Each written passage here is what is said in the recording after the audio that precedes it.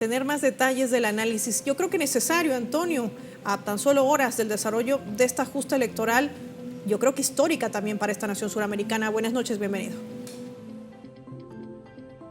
Paola, muchas gracias. Sí, tú lo dices, histórica. Y mira, vamos a entrar en nuestra intervención de hoy en un tema histórico, es decir, en el contexto histórico reciente de las elecciones en Colombia, que siempre ha estado ligado de alguna manera la democracia al delito electoral, al fraude y, como lo conoce la América Latina, a la violencia también. Para eso tenemos un amigo y invitado, el académico, profesor, historiador, Manuel Guillermo Rodríguez. Manuel, bienvenido a Telesur. ¿Cómo me le va? ¿Bien? Muy bien, muchas gracias. Me siento muy contento de poder participar en este momento especial y además con un saludo muy especial a toda la audiencia de Telesur. Muy bien, muy bien. Entonces, poníamos en escena eso. ¿Por qué sino, de alguna manera trágico, en Colombia desde principios de siglo, desde 1904, inclusive en el siglo XIX, siempre se ha asociado el ejercicio democrático de las elecciones al fraude, al delito electoral, a la violencia, Manuel? Sí, en realidad es una historia compleja, sí. Y es la historia de la misma República y la historia de las relaciones especialmente con los Estados Unidos, que precisamente el famoso chocorazo, que así se llamó, un modismo, una palabra que se volvió un poco, digamos, como de conocimiento popular, público, sí. De conocimiento público y además medio graciosa, pero que significa sencillamente como su origen española, que era el chocoro. No, ese es de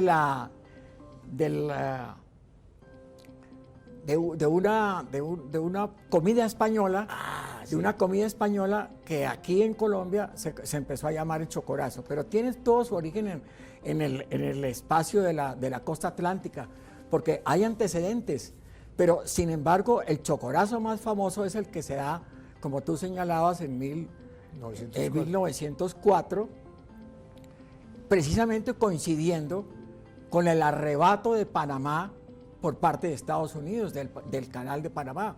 Y en ese sentido, entonces, alrededor de esas elecciones, es que se presenta el primer problema, que después hay mucha literatura sobre eso, de cómo fue arrebatada prácticamente la presidencia de la República a través de un gran fraude que se operó en el mismo... Que benefició a Rafael Reyes. Y que hizo el presidente Rafael Reyes, que estaba de acuerdo con el arrebato de Panamá, independientemente del otro candidato que era Joaquín Fernando Vélez, un general que había levantado como bandera la lucha por la recuperación de Panamá y la denuncia del arrebato y del latrocinio que había cometido Estados Unidos con Panamá. Eso me hace pensar en otra cosa, Manuel. Tiempo después, 40 años después, se produce la Conferencia Panamericana con todos los intereses de los Estados Unidos en Bogotá. Asesinan a Jorge Eliezer Gaitán, como muchos latinoamericanos lo saben, como candidato a una elección que iba a ganar, y se produce otro fenómeno disque electoral, pero también de violencia, una nueva violencia, Manuel. Sí, claro. Y además de todo eso hay un interregno ahí que es importante porque nos permite relacionar todos estos procesos de fraude electoral con el desencadenamiento de la violencia, que uno de los elementos fundamentales de toda la vida política del país ha sido la intermitencia de periodos de violencia.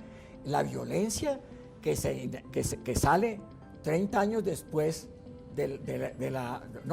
prácticamente son casi 50 años. Casi, sí. Casi 50 años, es con un interregno que es la República Liberal.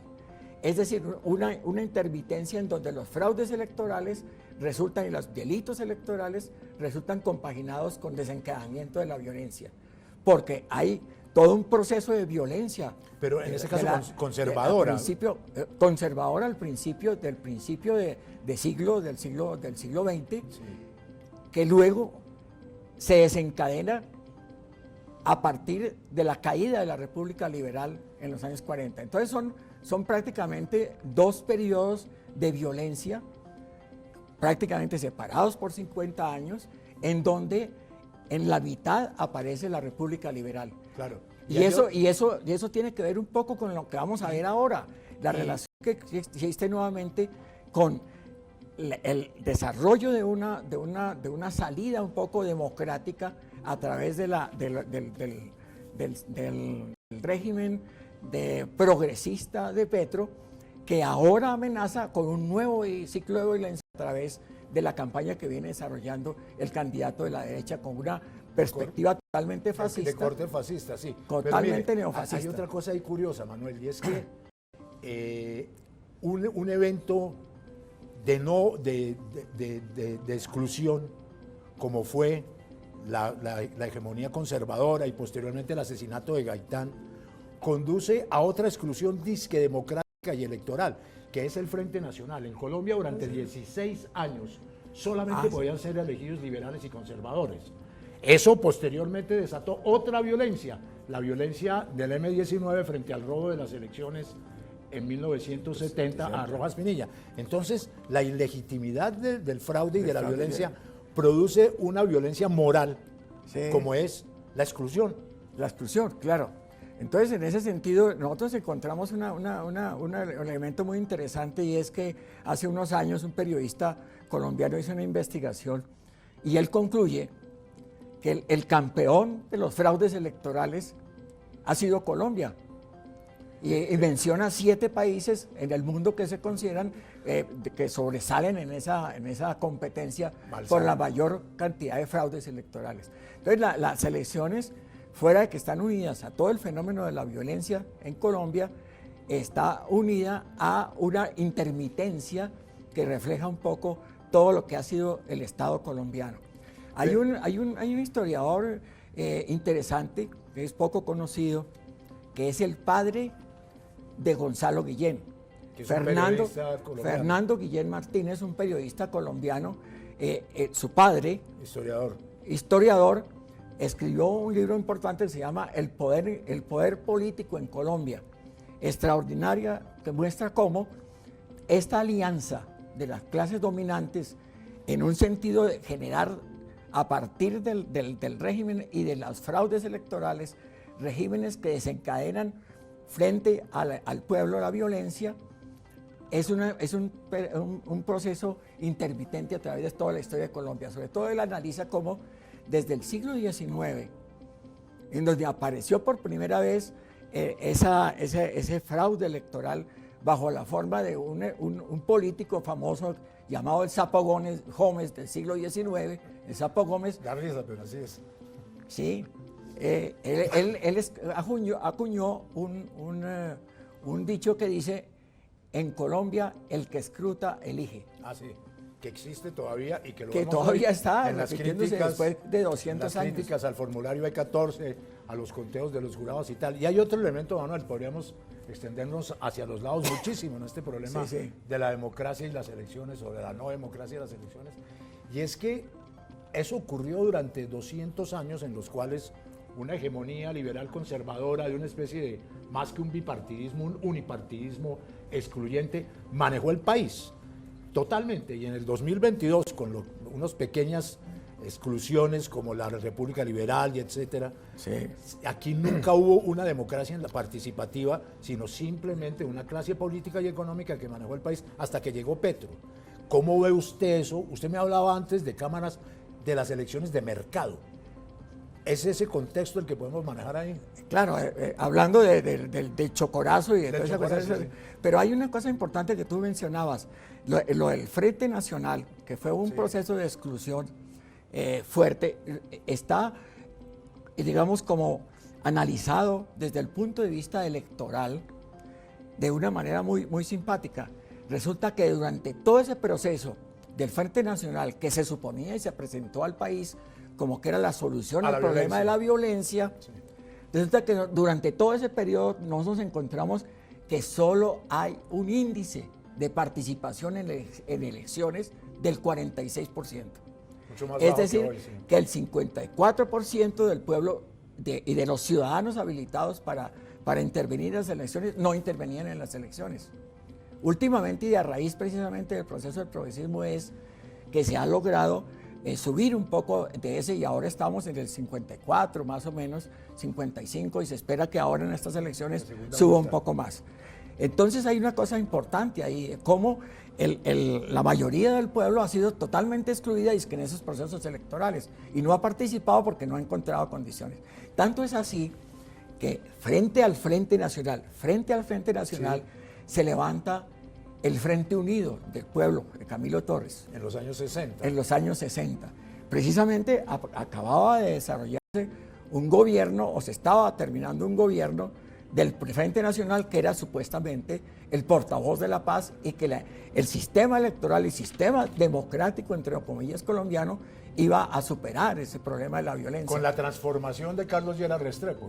Y la transformación nacional. La transformación para hacer exactamente lo mismo repetido. Para hacer lo mismo. Y entonces se desarrolla en el país durante ese periodo del Frente Nacional la crisis del mismo Frente Nacional con un gran abstencionismo, porque el Frente Unido que propuso y que planteó el cura Camilo Torres y finalmente entregó la vida por eso, era un frente abstencionista, porque concluía que después del análisis que él había hecho sociológico sobre la sociedad colombiana, no era posible que el régimen, que supuestamente era democrático, hiciera algo diferente de negar todos los derechos del pueblo y que por lo tanto no había salida a través de las elecciones. Sí, sin embargo, o sea, llama después, a la abstención. Años después no pareciera que ninguna corriente de la política, por lo menos de izquierda en Colombia, fuera definitivamente abstencionista, ni siquiera los sectores más radicales e inclusive armados. No están jugando a ese juego, perdón por la reiteración, de la abstención. El país no se encuentra en eso. Claro, en este momento la situación ha cambiado. Claro. Y la realidad es que nosotros estamos en una situación pues muy delicada y muy importante, en donde efectivamente el pueblo ha vuelto nuevamente a meterse en el problema de las elecciones, pero con un elemento muy importante. Porque claro, había una cuestión utópica en el planteamiento del Frente Unido de Camilo Torres. Y era el problema de que la única alternativa era la insurrección popular. Porque si no tienes las elecciones, entonces la insurrección popular es la única salida. En la medida y en ese sentido, crítica también, perdón Manuel, sí, de sentir y pensar que a veces inclusive le ocurre a sectores en Colombia que el hecho de que haya elecciones en Colombia no quiere decir que esto sea una democracia. Exactamente. Es una cosa todavía más delicada. Es una cuestión mucho más delicada porque efectivamente la palabra democracia significa el gobierno del pueblo, sí, el mando del pueblo. Y en ese sentido, eso es algo muy diferente de la cuestión electoral. Me quedo patinando una cosa, Manuel. Sí. Esas ensamblaje que hacía usted entre democracia y mercado. Sí. Ahorita me lo contó, vuélvamelo a contar. No, la realidad es que uno de los elementos que plantea ahora la alternativa de las elecciones, sí, y la situación actual es que se ha pasado de que estamos por una parte, en un extremo, al borde de una guerra mundial. Sí. Esa es la situación y esa es más o menos la estrategia de la potencia Estados Unidos, la potencia decadente, que está en una crisis y que por lo tanto necesita desarrollar especialmente su dominio a través de la fuerza. Y entonces nos ha puesto al borde de una guerra. Ahora parece que se ha terminado con una especie de acuerdo para frenar la guerra. Un día dicen que sí, otro día dicen exacto, que no. Entonces, pero ¿y dónde funciona pero por otro mercado? lado, Porque hay un mercado electoral impresionante. Correcto, pero por el otro lado, el otro polo de la contradicción es precisamente el hecho que estamos viviendo en una sociedad de mercado. Entonces las elecciones dejaron de ser un elemento fundamentalmente de discusión y de confrontación política para convertirse en un problema de mercado.